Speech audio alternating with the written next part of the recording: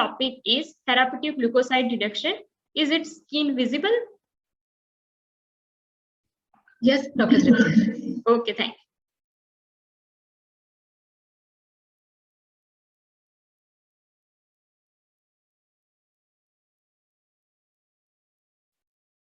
So my presentation index includes introduction about hyperleukocytosis, its clinical significance, how we can manage hyperleukocytosis, and one of the treatment include leukocytophoresis in management and indication for it, recent ASFA guidelines, what is the process flow for leukocytophoresis, complication during and after the procedure, efficacy, and recent advances in leukocytophoresis, that is role of leukocytophoresis in IBD, also in systemic lupus erythematosus and rheumatoid arthritis. So starting from introduction, leukocytosis we seen in many cases, like if we have a infection, inflammation, or pharmaceutical intervention, but hyperleukocytosis is a laboratory abnormality commonly defined as when WBC counts more than 1 lakh caused by leukemic cell proliferation. So WBC count itself not complication, but other complications like leukostasis, tumor lysis syndrome, and DIC, it put the patient at high risk, and it is a medical emergency condition, so it requires immediate therapeutic interventions. So in AML, critical WBC count defined as the WBC count more than 1 lakh, and in ALL and other leukemic disorders, there is a WBC count more than 3 to 4 lakhs. So risk factors associated like younger age, male gender, certain cytogenic abnormalities, and in monocytic differentiation subtypes. So this slide shows why critical threshold low in AML and CML. You can see in first picture, there is a large glass cells. So symptoms can manifest as WBC count if less than around 50,000, while in ALL, CLL, there is a mature granulocyte and granulocyte precursors. So symptoms may be seen when count is more than 3 to 4 lakhs. So in AML, there is a 5% to 13% chances of development of hyperleukocytosis, and in ALL, there is a incidence of 10% to 30% to develop hyperleukocytosis. So hyperleukocytosis in AML mostly associated with FAB classification. AML include M0 to M7, but mostly especially in M4, M5, and APML, we can see hyperleukocytosis. While in ALL, there is an association with poor prognostic classification in translocation 411 and translocation 922. So what is the clinical significance? So hyperleukocytosis may leads to leukostasis, tumor lysis syndrome, and disseminated intravascular coagulation. So pathology of 3 we see in subsequent slides. So in pathophysiology of tumor lysis syndrome, there is a rapid destruction of malignant cell lysis, which leads to release of intracellular contents like uric acid, potassium, phosphorus, which leads to hyperuricemia, hyperphosphatemia, and causes cardiac arrest, acute kidney injury, and sometimes if fluid overloaded, then it leads to respiratory failure. So what is the aggravating factors which leads to this tumor lysis syndrome? So patient may have extensive urinary obstruction, tumor infiltration of kidney, congestive heart failure, and sepsis, and maybe sometimes have a hypotension, which leads to more prone to these complications.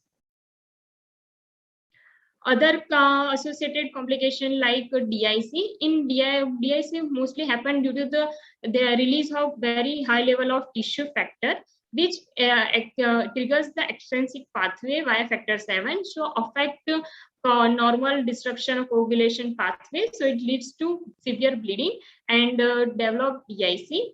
In leukostasis complication, in AML there is a large blast scenes. So large blast scenes cells have a high rate of oxygen consumptions, and also myeloblast release cytokines, which promotes to the adhesion of blast cells to the vascular endothelium.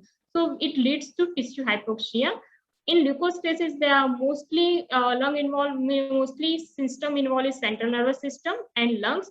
So commonest symptoms of leukostasis seen in patients like dyspnea, confusion, impaired vision, tinnitus. So patient present with these symptoms, it is a medical emergency to do therapeutic leukocyte intervention.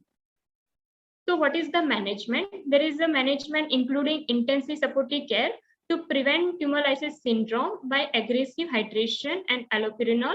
And also we add respiratory support if needed.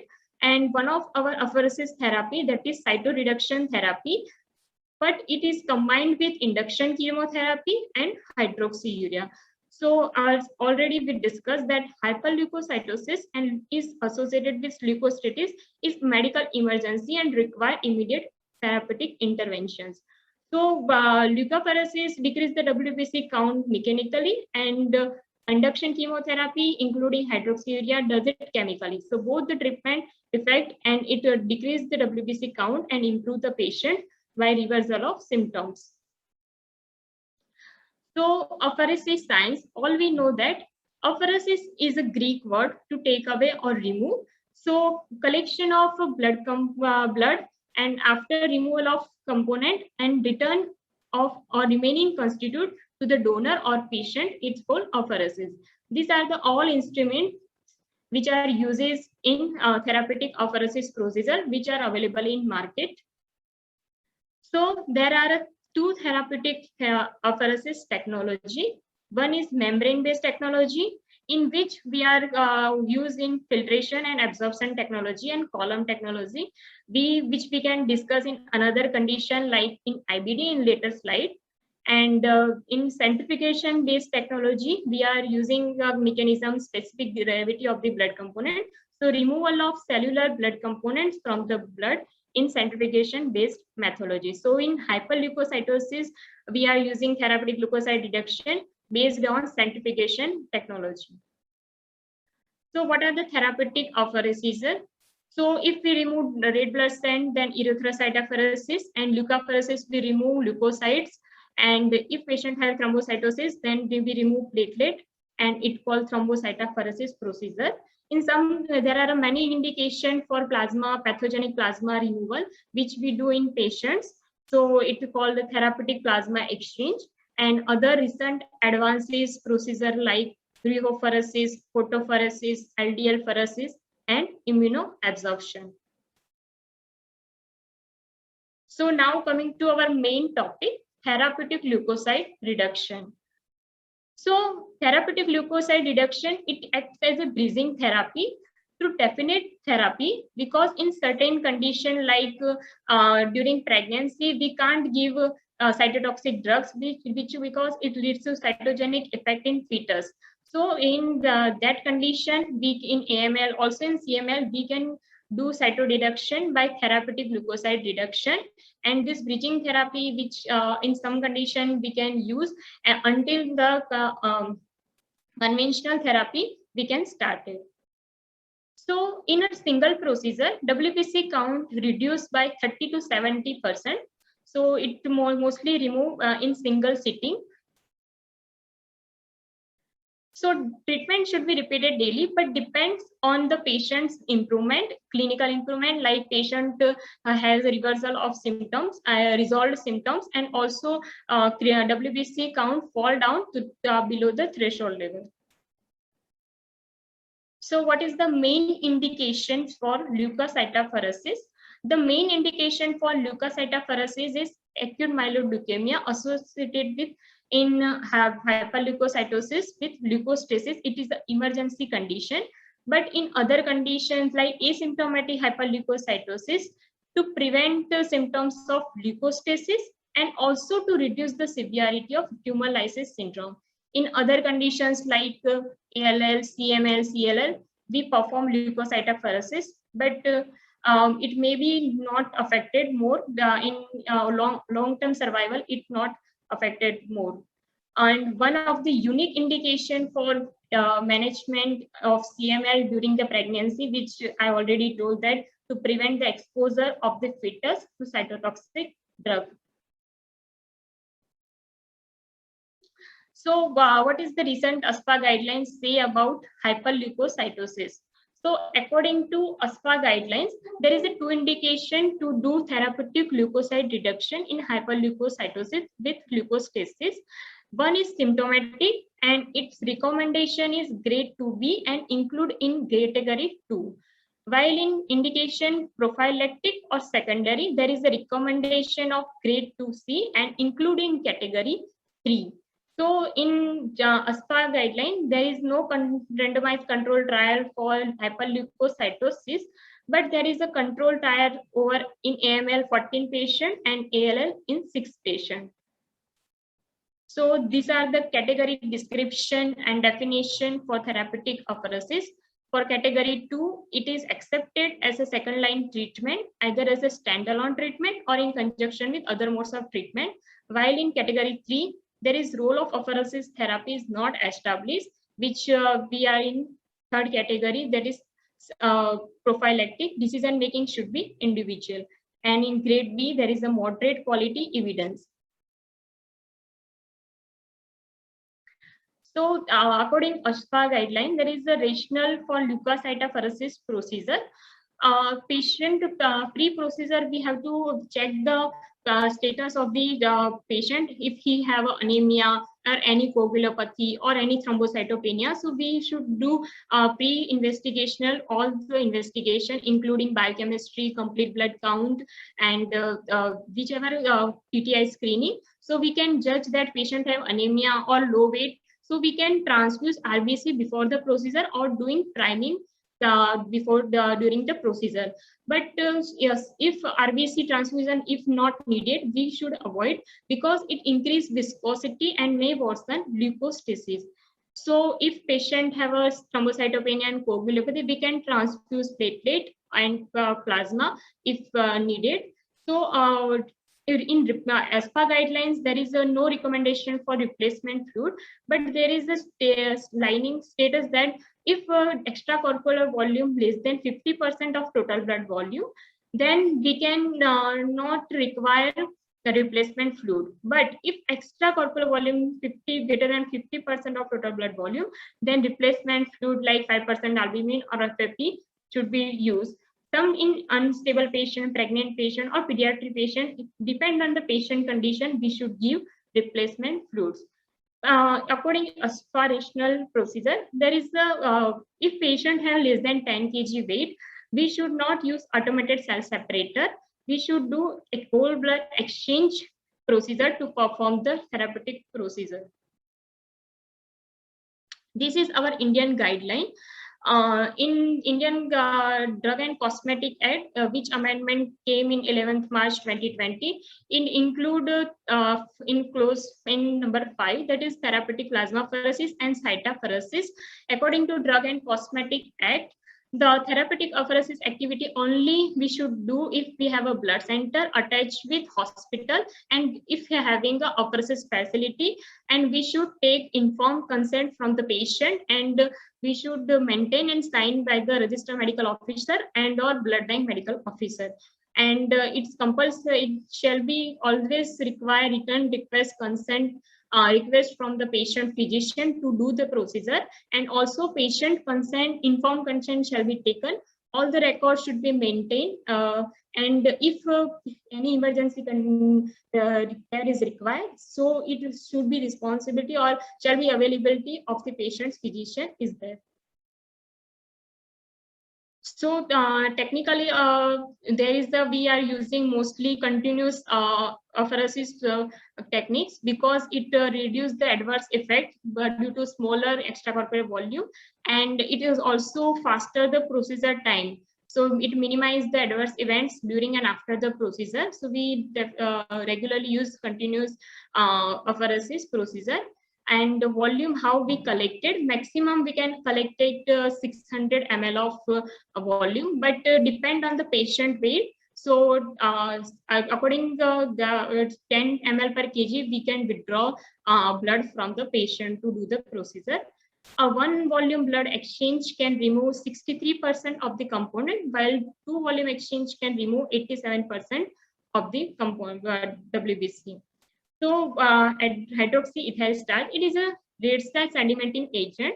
to better define interference between RBCs and WBC. But the OSPA guideline does not recommend HTS for most leukocyte reduction procedure. So we should not use. ACD mostly used as a anticoagulant in therapeutic of leukocytopharesis procedure.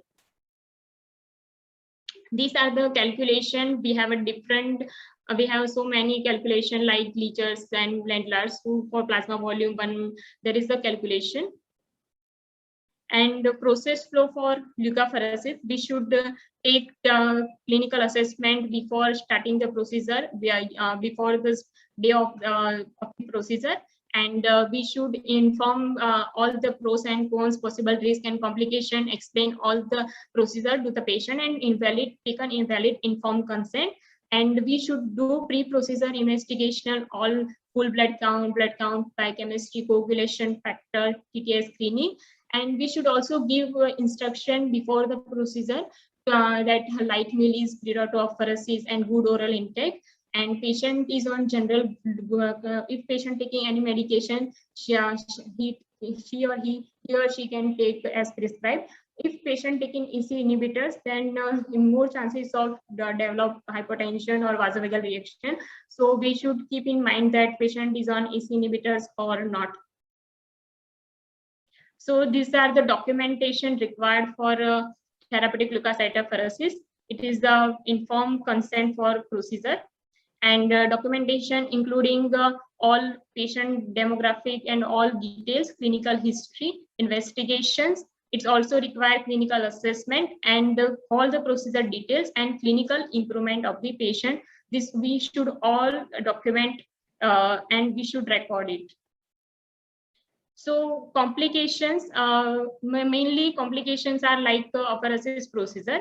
It's hypocalcemia. It is the most common complication because we are using ACD, so citrate chelation, and it leads to hypocalcemia. So mostly we can use calcium gluconate to prevent the hypocalcemia, this complication.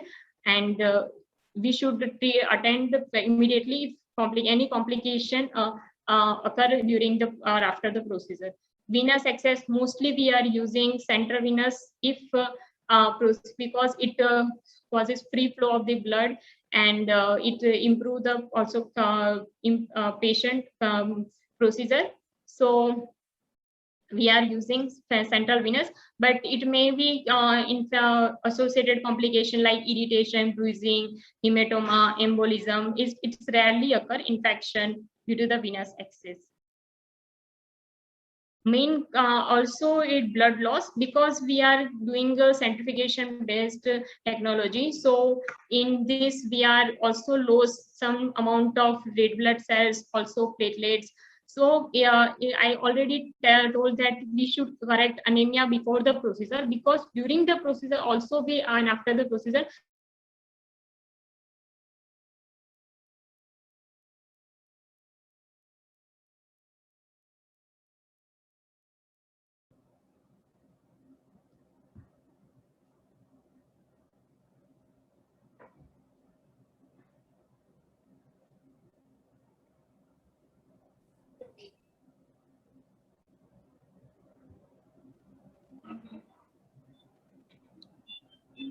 It seems the streaming is stopped off.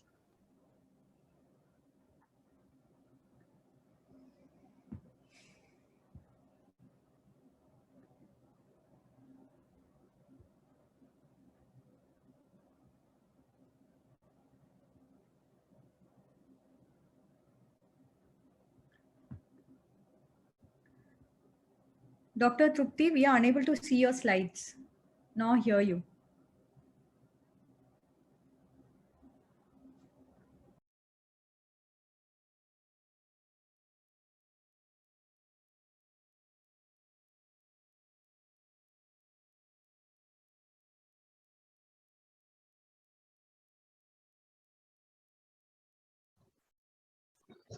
I think there is some technical glitch.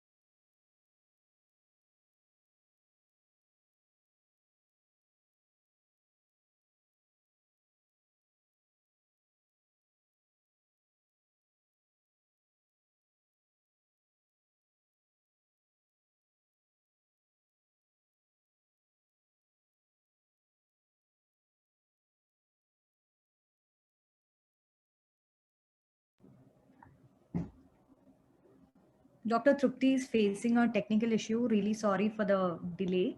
In the meantime, can we take some questions, Dr. Dinesh sir and Dr. Nidhi ma'am?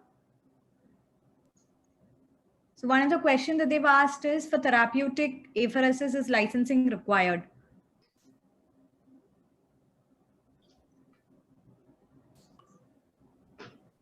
Hello? Hello? Yeah, am I audible now? Yes, yes, yes, sir, yes. Yeah, see, therapeutic apheresis is just like, therapeutic plasma exchange. So for that, I personally feel there should be no license. Okay, But sir. for clinically, but for leukapheresis like red cell harvest or stem cell harvest, we do need a license for leukapheresis. For therapeutic, it's done under the clinician. So personally, I feel we don't need a license actually. Okay, okay. I hope that Dr. Trupti is back with us. Okay, yeah. Thank you, Dinesh sir, for the answer. Dr. Trupti, ma'am, could you please project your slides? Okay, is it visible? No, not right now.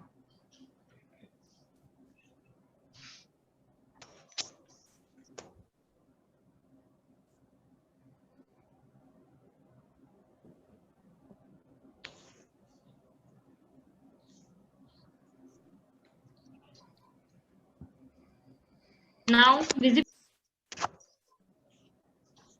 Not yet, ma'am, not yet.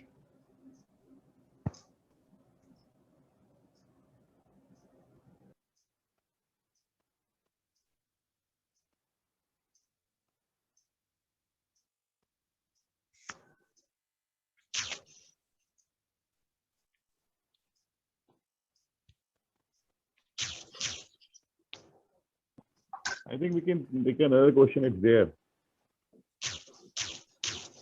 Hello? Yes, sir, yes. So, The next question says, why not less than 10 kg? So yes. if you look at the therapeutic apheresis machine, the kit volume is somewhere around 200, 300 ml Yes. for processing Nice. actually. Hmm.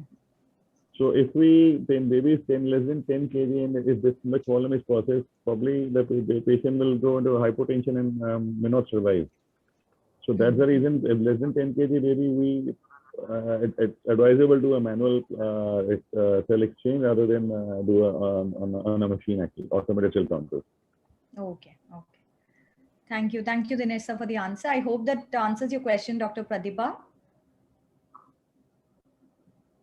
Yes, ma'am. Yes, ma'am. Thank you. Okay. And we have one more question. What are the replacement fluids which we use in therapeutic leukocyte reduction? See, mostly it's a saline, ACD and saline which is being used, but people who have less of, if you do a pre-procedure protein levels. So we try to sometimes we replace with this thing 5% albumin, which has been diluted. Generally, we get 20% albumin. So we dilute 100 ml of albumin in 400 ml of saline, so it becomes close to 5% albumin. Okay. Thank you, Dinesh. Since Dr. Trupti is back with us, I think, ma'am, you can continue with the presentation. Your audio is loud and clear, and we can see your presentation. Just Okay, on the okay. slideshow mode, and we are good to go. Okay, thank you. So these are the complications, and for efficacy, so I included one study from Blood Review Journal. It is published in 2012. So hyperleukocytosis, leukostasis, and leukapheresis practice management. In this, they included one patient of AML, and it has a WBC count more than 110,000, and also leukostasis. And you can see in picture 1, there is the diffuse Graves opacities in a patient. So in patient, they are doing deep leukocytopheresis procedure, and you can see improvement, clearing all infiltrate. So there is a effect, and all the symptoms of CNS and lungs are resolved and improve patient clinically also, and also laboratory counts. So conclusion of this study includes leukapheresis is very efficient in decreasing the number of circulating WBC, but it also says that no correlation between the degree of cytoreduction and long-term patient survival. Another study I included from Transfusion Medicine and Hemotherapy Journal, leukocyte depletion by therapeutic leukocytophoresis in patients with leukemia. In this study, they included many published reports and says about efficacy of leukocytophoresis in patients with hyperleukocytosis.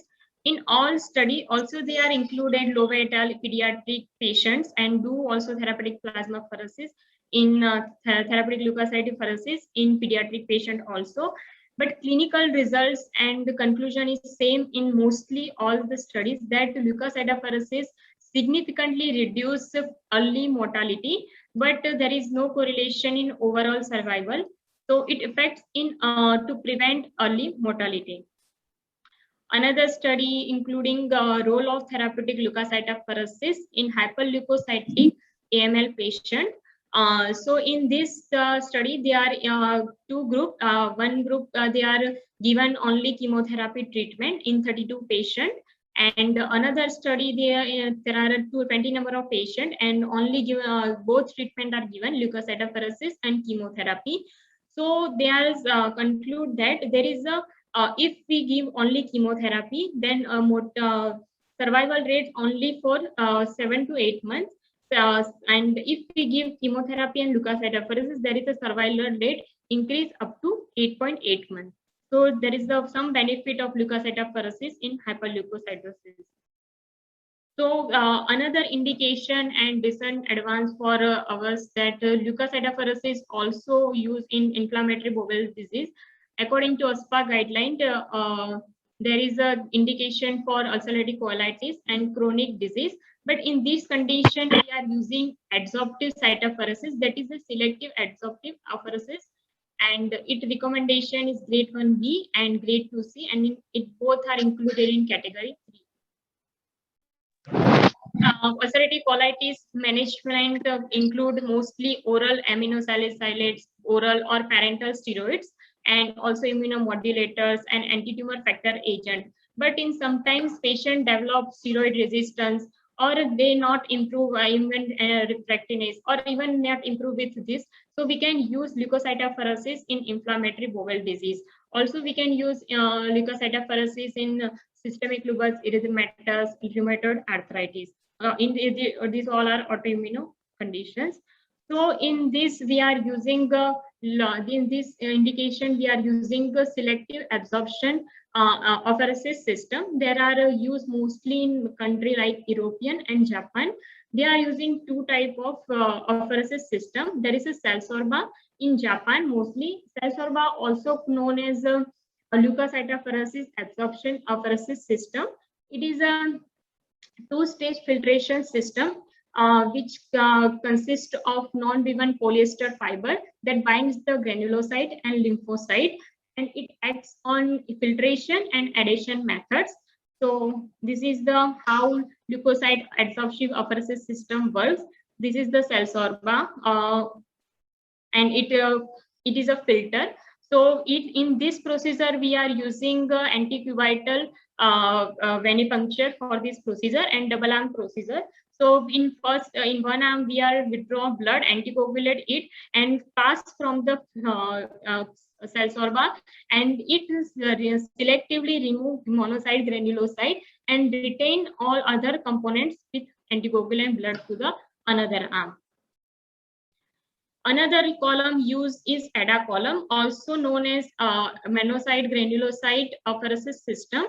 It is a column-based cellulose acetate bead that binds the granulocyte and monocyte. Mostly ADA column is phase 3 trial in USA. So this is the monocyte granulocyte absorption apheresis system, in which also we are using two arm, first withdraw one anticoagulated and pass from the ADA column. So in this we are using column system. So beads in this cellulose acetate and infiltrate in 130 ml of isotonic saline and it binds monocyte, granulocyte, and cellulose salts, and the remaining components and constitute of blood return to the patient with another arm. So these are the publication for in indication of inflammatory bowel disease in transfusion and apheresis science in 2017. Treatment of IBD by leukocytopharesis. In this, they are included 20 patients with active ulcerative colitis and 6 patients of chronic disease. They given 10 sessions for remission induction therapy and 6 sessions for maintenance therapy. So these are the colonoscopic image in ulcerative colitis. You can see in picture A, there is a damage of mucosal. After leukapheresis, how it improve mucosal. And another colonoscopic image of Crohn's disease before the procedure, and you can see how it improve after leukocytopharesis procedure. So conclusion is that it is a safe and effective treatment option in maintaining steroid unresponsive severe relapses in ulcerative colitis and also in Crohn's disease. So I conclude my session. Hyperleukocytosis associated with leukostasis is an emergency condition, so we require immediate intervention, and we have a facility. Immediately we do the procedure. Therapeutic leukocyte reduction is a safe and effective therapy for leukoreduction in hematological malignancy. It is a bridge therapy to the definite treatment such as chemotherapy, and some but not all of retrospective analysis of patients with hyperleukocytosis treated with leukapheresis show early mortality, but it not affect overall survival, but it prevent early mortality to the patient. So these are the reference which I used during to prepare my presentation, and this is the Poorman leukapheresis which we used earlier days. In patient come first, we are removing whole blood and plasma replacement. So this is our department of Mahatma Gandhi Medical College and Hospital, Jaipur. Thank you all.